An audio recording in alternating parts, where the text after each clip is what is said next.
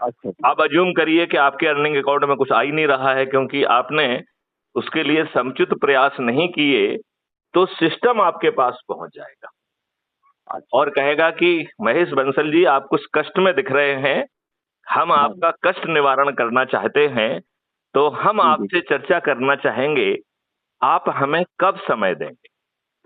अच्छा तो वो आपसे पूछ के आपके समय पे आपके घर जाएगा और आपको समझेगा कि आप कमा क्यों नहीं पा रहे हो। अच्छा तो अच्छा। आपकी सोच क्या है, चिंतन क्या है, शिक्षा क्या है, आपकी हुनर क्या है, और आपके कंसल्टेशन में वो तय करेगा कि आपकी आगे की यात्रा क्या हो सकती है। ठीक है जी। अच्छा, उस यात्रा के अनुसार वो आपको शिक्षा देगा, हुनर देगा, टूल्स देगा, हाँ जी। इक्विपमेंट्स देगा,